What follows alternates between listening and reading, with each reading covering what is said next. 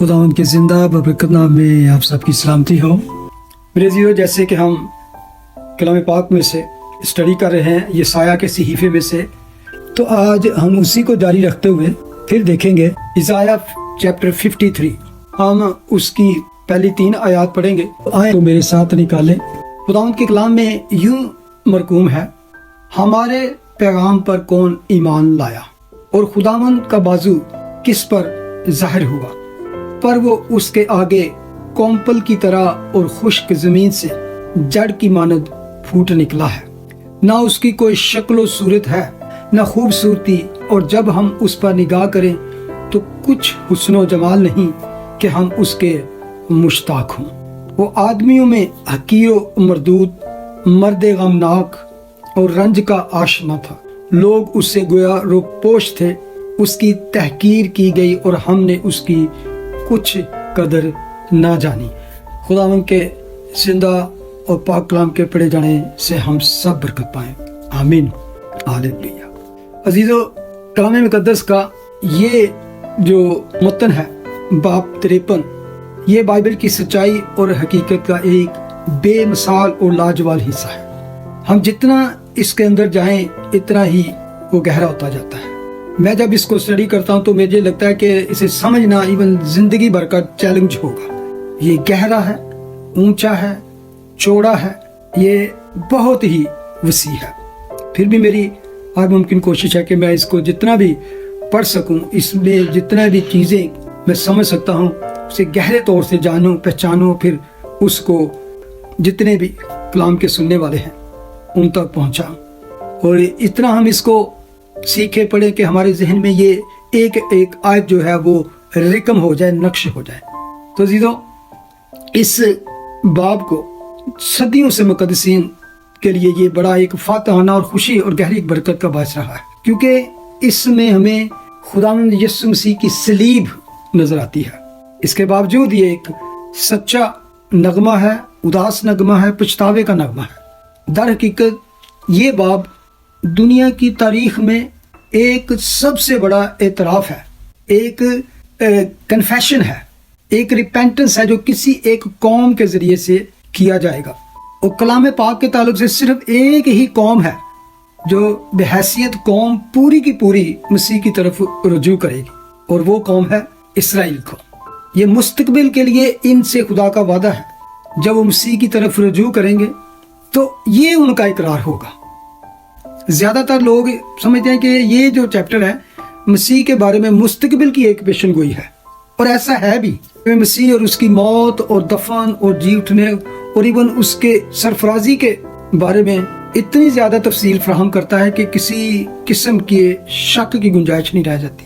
ये एक पेशन गोई है। बेशक मसीह के बारे में फ्यूचर में पूरी होगी। गौर करें कि ये पेशन गोई फ्यूचर टेंस में पेश की गई है, यानी कि बेशक ये यस्सु के हवाले से है, लेकिन नबी ये नहीं कह रहा कि मुस्तकबिल में यस्सु के साथ क्या होगा। वो यहाँ पर इसराइल की निजात की पेशनगोई कर रहा है, यानी कि फ्यूचर में जाकर एक कौम है जो पीछे मुड़कर देखेगी तो वो अपने मसीहा को देखेगी। उसके बारे में ये सारा फिर उनका गम का नोहा होगा, सदमे के साथ, जिसे उन्होंने रद्द कर दिया था, फिर मसलूब किया था। ये इसराइल का एक्चुअली पछतावा है कि जब वो पीछे मुड़कर देखते हैं, जब वो मसीह पर नजर डालते हैं जिसे उन्होंने रद्द कर दिया था। ये एक दुख भरा नगमा है। इसलिए मैं कहता हूँ ये नोहा है, ये नदामत का नगमा है, और ये उनकी तौबा का नगमा है। ये पेशनगोई पुराने अहदनामे की इतनी गहरी पेशनगोई है जो सबसे ज्यादा मुफस्सल तौर पर पेश की गई है, जो कि एक मुतबादल ऑल्टरनेटिव कुर्बानी के तौर, कुफारा के तौर पर पेश की जाती है। ये सलीब सी के कुफार व पुराने अहदनामे की एक नजर है। लेकिन जैसा कि मैंने कहा, इसका बुनियादी मकसद इसराइल से ये कहना है कि मुस्तकबिल में, फ्यूचर में एक दिन आएगा जब तुम सब अपनी रविश से बाज आओगे और तुम पलट कर अंजील और मसीहा की तरफ, मसाया की तरफ देखोगे, और तुम्हें एहसास होगा कि तुम लोगों ने अपनी वाहद उम्मीद, अपने वाहद निजात दहिंदा को मुस्तरद कर दिया था, तुम्हारा मसीहा यशुआ, और ये फिर तुम्हारा तौबा का नोहा होगा। आने वाली नस्ल यही कहेगी जो यशायाह 53 बाब में पूरा लिखा है। हाँ, इसमें हम पढ़ते हैं कि मसीह यहोवा का खादम खताकारों के गुनाह को खुद बर्दाश्त करेगा। वो खुदा की अदालत का तजर्बा करेगा, जो अपनी जान की कुर्बानी जुर्म की कुर्बानी के तौर पे उंडेल देगा बहुत से लोगों के, जी हाँ, बहुत से लोगों के लिए। और ये भी इस बाब में लिखा है कि वो खुदा को मुतमिन करने के लिए कुफारा फराहम करेगा, उसके कहर और गज़ब को ठंडा करने के लिए वो जान दे देगा, वो मर जाएगा, जो गुनाह की माफ़ी फराहम करने के लिए ज़रूरी है।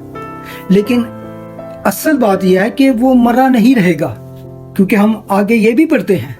अगर हम वर्स 10 को देखें तो उसमें लिखा है, जब उसकी जान गुनाह की कुर्बानी के लिए गुजरानी जाएगी तो वो अपनी नस्ल को देखेगा, यानी कि वो अपनी नस्ल को फिर देखेगा, वो अपनी नस्ल को फिर देखेगा, अपनी जान का दुख उठाकर उसे देखेगा। तो इसका मतलब है ये क्या है, रिजरेक्शन, क़यामतुल मसीह का जिक्र है वहां पर। और उसके बाद वो फिर आसमान पर उठाया जाएगा, फिर सर बुलंद होगा, सरफराज होगा। ये सब इसी एक बाब में ही मौजूद होगा। लेकिन जैसे मैंने कहा कि इसको समझते हुए, पढ़ते हुए, जब आपको जहन में रखना होगा कि ये बाब जब सलीब की बात करता है तो इसे माजी के नुक्ता नज़र से देखता है, जब इसराइल ने यीशु को अपने बहुत अरसे तक मुस्तरद कर दिया था। इसराइल को जो बात समझने की ज़रूरत है यहूदियों को, वो ये है कि वो क्यों इन तमाम सदियों से एक नाइंसाफ़ी का शिकार, वो क्यों ऐसी हालत में रहे। उसका जवाब इसी बाब में है। मसीह को रद्द करने की वजह से उन्होंने खुदा की अदालत को भुगता है, और वो अब भी इसका खमियाजा भुगत रहे हैं। और वो मसीह को रद्द करने की ये सज़ा तब तक भुगतते रहेंगे उस दिन तक जब मुस्तबिल में वो बहैसियत कौम, एक कौम उसकी तरफ रुजू न करे। मैं जब ये बात करता हूँ कौम के ज़रिए से, तो ये एक बड़ी यूनिक बात है। जब तक ये वक़्त नहीं आता, उस वक़्त तक डाउन द रोड, रास्ते में कोई भी यहूदी मसीह पर ईमान ला सकता है। और बहुत से लोगों ने ऐसा किया भी, वो कर भी रहे हैं। बहुत से यहूदी मसीह को कबूल कर रहे हैं, लेकिन वो इंडिविजुअली तौर पर हैं। लेकिन कौमी तौर पर वो इलाही अदालत के तहत ये सज़ा अभी तक भुगत रहे हैं। इन्हें ये तस्लीम करने की ज़रूरत है कि इन्हें अपने गुनाहों का कुफारा अदा करने के लिए मरने की ज़रूरत है, लेकिन अभी वो इसे तस्लीम करने को तैयार नहीं। वो एक बादशाह और एक हुक्मरान चाहते हैं जो उन्हें इनके दुश्मनों से, इनके हालात से, इनके मसाइब से निजात दिलाए, ना कि उनके गुनाहों से। वो इस निजात का, इस तरह का इंतज़ार करें हैं जो इन तमाम वादों की तकमील के बाद बरकत मिलेगी हमें, जो दाऊद और इब्राहिम और नबियों को दिए गए थे, उन वादों का। ये कोई ऐसा मुकाशफा नहीं है जो इसराइल को उसके मुसीबत की वजह से इज्जत या बरकत की तरफ ले जाता है, बल्कि ये इसराइल की तौबा का नगमा है। ये इसराइल का एक टूटा हुआ दुआ है। ये इसराइल का इकरार है जो आइंदा वाली नस्लें करेंगी। Repentance and confession. ज़ाती मानों में जैसे मैंने, कोई भी यहूदी आज मसीह के पास आ सकता है, और जब कोई भी मसीह के पास यहूदी आए तो उसका यही दुआ है, उसकी यही रिपेंटेंस है। वो इसी दुआ को दोहरा कर यीशु में आ सकता है। लेकिन कौमी लिहाज से अभी ये फ्यूचर में होना बाकी है। ये एक कौम की, वैसे हम देखते हैं कि खुदा ने तमाम कौमों को दुनिया में कहा है कि हर रंग, नस्ल और कबीला, तो हम पढ़ते हैं मुकाशफा किताब में, एक बड़ी भीड़ होगी जिसमें तमाम रंगों नस्ल के लोग होंगे, हर तरह के कबीलों में, हर तरह की ज़ुबानों में। लेकिन वो सारी कौम नहीं आएगी उन कबीलों में से।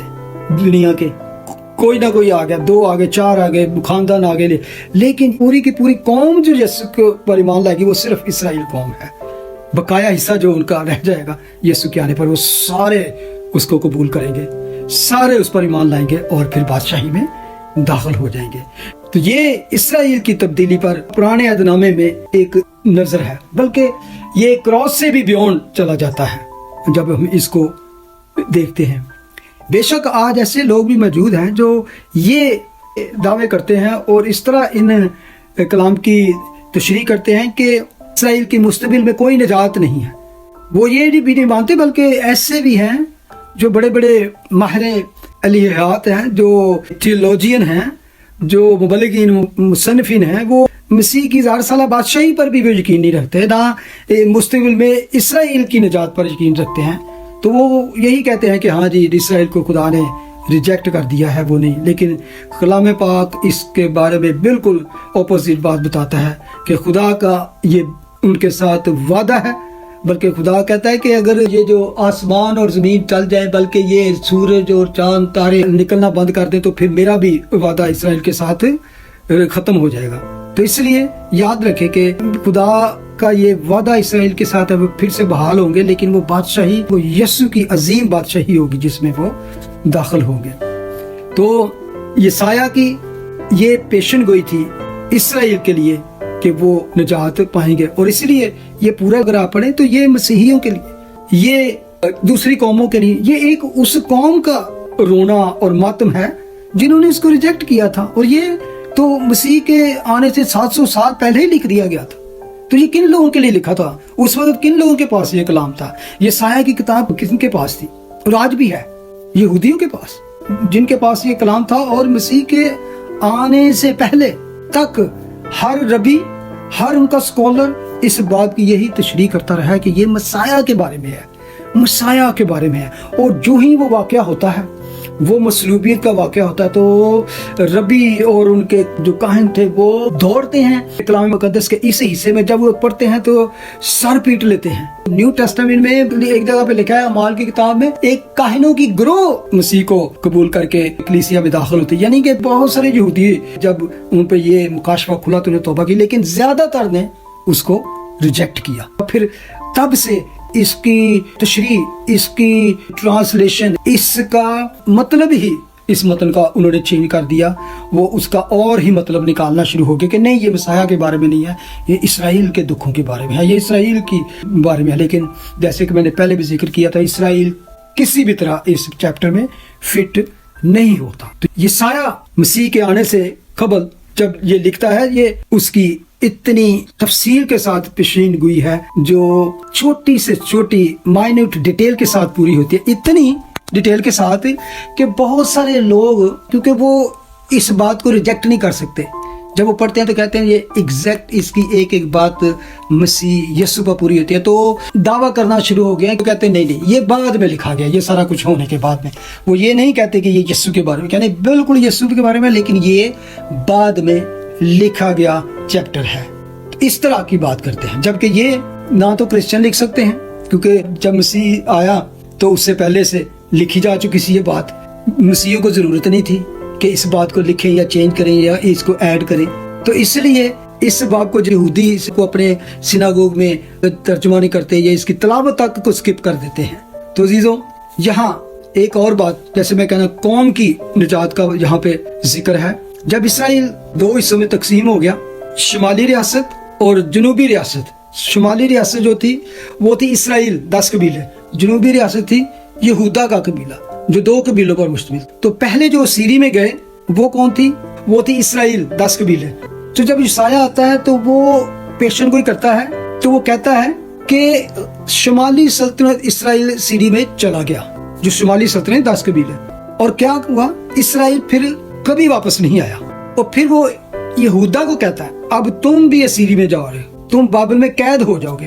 तो जब वो ये पेशन कोई करता है, उस वक्त पहली जलावतनी होती है 603 कबल मसीह। जब बाबली आए तो वो असीर करके ले गए। उसके बाद 597 कबल मसीह और आखिरी 586 कबल मसीह, जब यरूशलेम को तबाह कर दिया गया, लोगों का कत्लेआम किया गया और यहूदियों को बाबिल में असीर करके ले जाया गया, जहां उन्होंने अपने बरबत दरख्तों पर लटकाए और रोए, क्योंकि अब इनके पास ना तो वादा की सरजमीन थी, ना ही उनके पास वो शहर था, ना हैकल थी। लेकिन इंटरेस्टिंग बात क्या कि ये कहानी का इख्तिताम नहीं था। यशायाह ये तो कहता है कि इसराइल सीरी में गया, वापस नहीं आया। तुम सीरी में जा रहे हो, बेशक तुम वहां पे जा रहे हो, और ये एक हिस्टोरिकली बात थी कि वो कैद में गए, लेकिन वो साथ में जो बात कहता है, लेकिन तुम वापस आओगे, यू विल कम बैक, तुम को बहाल किया जाएगा, तुम्हें खुदा वापस लाएगा, वो तुम्हें निजात देगा, बचाएगा, اور یہ یسایہ کے دوسرے نصف حصے میں ہم پڑھتے ہیں، یسایہ کی کتاب کے دوسرے سے کا خاص پیغام ہی 40 باب سے لے کر 66 تک یہی ہے، اسرائیل کی واپسی۔ پہلا حصہ اس تاریخی سیری کے بارے میں ہے، اور ہم جانتے ہیں کہ یہ ہوا، انہیں 70 سال کی قید ملی وہاں پر، بعد میں واپس آئے، انہوں نے یروشلم کو اور شہر کو دوبارہ تعمیر کیا۔ تو یہ ہم ساری چیزیں آلریڈی دیکھ چکے ہیں۔ تم آؤ گے، شہر بلڈ کرو گے، ہیکل کو تعمیر کرو گے، تو آپ اس کو نہمایا میں جا کے عزرا میں یہ باتیں ساری پڑھ سکتے ہیں کہ کس طرح خدا نے ان کو واپس سے یہ بحال کیا۔ تو جب وہ باتیں پوری ہو گئی تو پھر یسایہ کی دوسری باتیں کیوں نہ پوری ہوں گی۔ لیکن کہانی یہاں تک نہیں تھی کہ تم وہاں سے بحال کیے جاؤ گے، چھڑا ہو جاؤ گے تو اپنے ملک میں دوبارہ سے قائم ہوگے۔ اس سے بھی زیادہ اہم بات یسایہ اس بحث کے بعد کرتا ہے اور انہیں بتاتا ہے کہ مستقبل میں ایک بڑی نجات ہوگی، بہت بڑی، بابل سے نجات نہیں بلکہ گناہ سے نجات۔ یہ تمہاری وقتی نجات سے کہیں زیادہ اہم تمہاری روحانی نجات ہوگی، قوم کی گناہ سے نجات۔ یہ جو بابل سے اسیری کے بعد باب آنا، تو یہ تو صرف ان کو دنیاوی طور پر بحال کی دل اپنے ملک میں بحال کیا جائے، لیکن گناہ سے جو ان کی رہائی ہوگی، وہ نجات پائیں گے ایک قوم کی صورت میں۔ خدا انہیں گناہ اور سزا اور جہنم سے ہمیشہ کے لیے بچائے گا۔ اور وہ نجات کس طرح ہوگی؟ یہوہ کے خادم کے کفارہ سے انہیں گناہ سے نجات ملے گی۔ آخری باب میں وہ اپنی پیشن گوئی کو یہ کہہ کر بند کرتا ہے کہ پھر تمہارے پاس بادشاہی ہوگی، عظیم بادشاہی ہوگی، جو یسوع یہوہ کے خادم کی، مسیح کی بادشاہی ہوگی۔ تو عزیزو، یہ اتنا زبردست چیپٹر ہے کہ اس میں ایک بہت ہی گہری باتیں لکھی ہیں۔ اور میں جتنے دنوں سے بھی، یہ ہفتوں سے یہ بات کر رہا ہوں کہ بار بار جب میں بات کرتا ہوں کہ یہوہ کا خادم، جبکہ عبرانی زبان میں وہ خادم کی بجائے، خادم ہمیں پھر بھی ایک اچھا لفظ لگتا ہے خادم، لیکن وہاں پہ اصل جو ترجمہ ہے وہ غلام ہے، سلیو ہے۔ یہوہ کا غلام جو ہے وہ یہ کرے گا، اور یہ بات بار بار کلام مقدس میں آئی ہے۔ اگر پرانے عہد نامے میں دیکھیں تو یہ تقریباً 800 بار غلام کا ذکر آیا ہے۔ اور اس میں بھی جب ہم غلام پر غور کرتے ہیں تو ہمیشہ ایک بات یاد رکھیں، جو عبرانی خیال ہے اس پر خادم کے بارے میں، وہ ماتحتی کا نہیں بلکہ ملکیت کا حوالہ ہے۔ خادم ہونے کا عبرانی زبان میں یہی مطلب ہے کہ جو وہ کرتا ہے اس ہر بات کا تعین جو ہے وہ خدا کرتا ہے، کہ وہ خدا کی مرضی اور خدا کی رضا کے مطابق خدمت کرتا ہے۔ اور اگر کسی کو یہ لگے کہ غلام کا جو ورڈ ہے یا لفظ ہے یہ ایک بڑا پستی والا یا ایک گھٹیا یا توہین امیز لفظ ہے، تو غور کریں عزیزو، پرانے عہد نامے میں نبیوں کو خدا کا غلام کہا گیا، بادشاہوں کو خدا کا غلام کہا گیا۔ اور اگر صرف ایک ہی بندے کی مثال دوں تو موسیٰ کو تقریباً 17 بار خدا کا غلام کہا گیا ہے، جس معنی میں وہ غلام کہا گیا ہے وہ بہت ہی معزز اور خاص لوگ جن کا خدا کے ساتھ ایک خاص قسم کا تعلق ہے، ان لوگوں کو یہ ٹائٹل خدا کی طرف سے جو ملا ہے۔ اور میں اکثر ان باتوں سے ہی، ان ٹائٹلز اور یہ لقب جو ہیں، ان پر میرا تھوڑا مائنڈ چینج ہوا جب میں اکثر کبھی بات کرتا ہوں، کیونکہ عام انسان ہوتے ہوئے بہت سارے لوگوں کو اپنے پر ٹائٹل لگانے کی، بڑے بڑے لقب لگانے کا بڑا شوق ہوتا ہے۔ لیکن آپ غور کریں، کلام مقدس میں کسی بھی نبی نے، کسی بھی رسول نے، کسی بھی خادم نے کبھی بھی اپنے آپ کو کسی ٹائٹل کے ساتھ پیش نہیں کیا، اپنا تعارف نہیں کرایا، بلکہ میں خدا کا بندہ، میں خدا کا ایلچی، میں خدا کا خادم، میں خدا کا غلام۔ پالوک رسول ابن کہتا ہے کہ میں اس زنجیر سے بندہ ہوا ایلچی ہوں، قیدی ہوں، خدا کا غلام ہوں۔ اور یہ وہ ٹائٹل خوشی سے قبول کرتے ہیں۔ میں اسی لیے ان باتوں سے اکثر خوف کھاتا ہوں کہ بہت سے ایسے ٹائٹل ہیں جو صرف خوبصورت لگتے ہیں، جن کی شان ہی صرف مسیح کے ساتھ یا باپ کے ساتھ ہے، تو وہ انسان بھی اپنے ساتھ لگا لے، میں اپنے ساتھ لگا، کوئی پاسٹر اپنے ساتھ لگا لے، میں دوسروں کی بات ان پہ چھوڑتا، لیکن میں ایسی بات کرنے سے کہنا، ہاں بے شک خدا کا کلام کہتا ہے کہ جو خدا کے خادم ہے، پاسٹر ہے، میں دو چند عزت کے، لیکن دو چند عزت کا مطلب یہ نہیں کہ میں وہ ٹائٹل اپنے اوپر لے لوں یا میں اپنے آپ کو بڑا کچھ سمجھنا شروع کر دوں۔ میں کہتا ہوں کہ خدا کے کلام کے مطابق آپ آج یہ آیت اپنے پاس لکھ کے رکھ لیں، لوکا 17 باب کی 10ویں آیت، یہ خدا یسوع مسیح کے الفاظ ہیں۔ इसी तरह तुम भी जब उन सब बातों की जिनका तुम्हें हुक्म हुआ तामील कर चुको।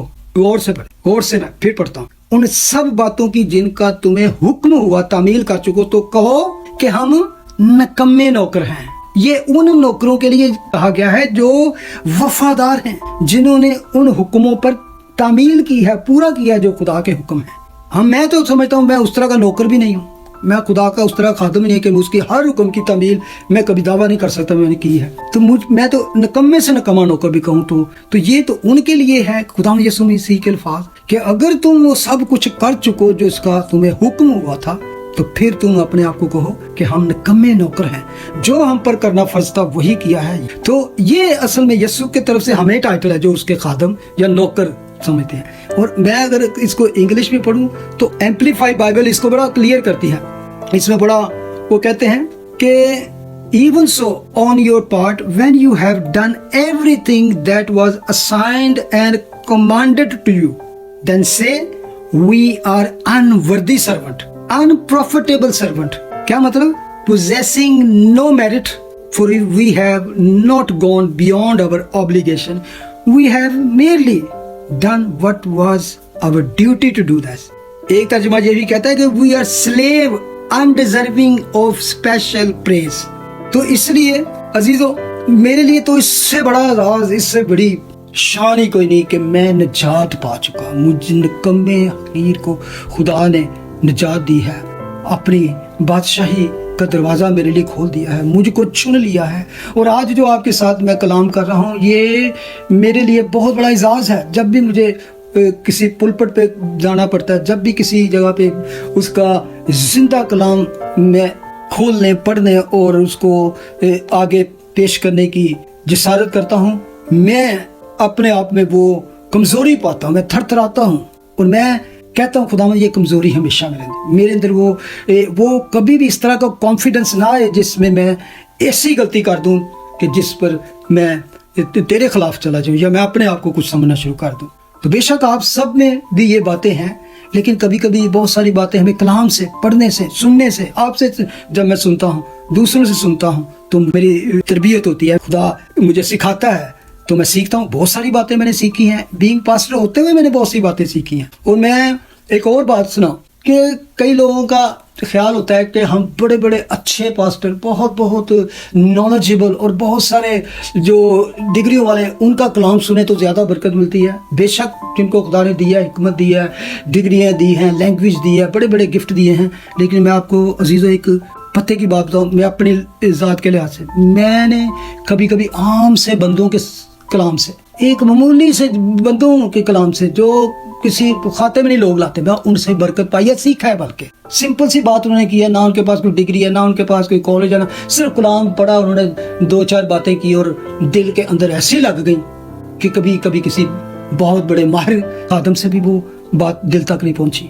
लेकिन मैंने छोटे छोटे खुदा के खादम, जो छोटे, मैं इस लिहाज से नहीं कह रहा कि मेरी नज़र में छोटा कोई नहीं, लेकिन जो दुनिया के लिहाज में कोई ज़्यादा एलोक्वेंट या जो बहुत ज़्यादा पढ़े लिखे या डिग्री वाले नहीं है, मामूली से बंदे जो खुदा के कलाम पेश करते हैं, भी उनकी लैंग्वेज भी इतनी ज़्यादा क्लियर या एक्सेंट नहीं होता या इतने स्पीकर अच्छे नहीं होते।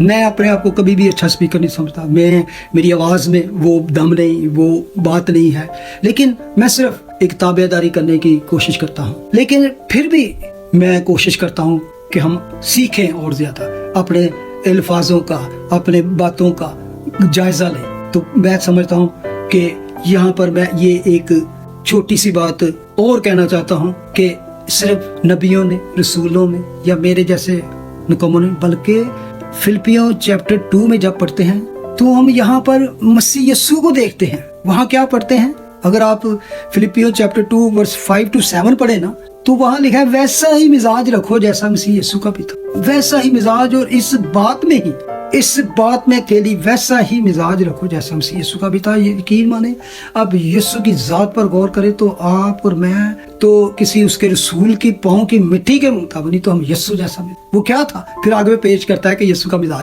उसने गर्चे खुदा की सूरत पर था। खुदा जब वो इंसानी जामा पहनने को था तो तब की बात वो कह रहे हैं। اگرچہ وہ خدا کی صورت پر تھا، خدا کے برابر ہونے کو قبضہ میں رکھنے کی چیز نہ سمجھا، یعنی کہ جو کچھ اس کے پاس ہے اسے چمٹے رہنے کی چیز نہ سمجھا۔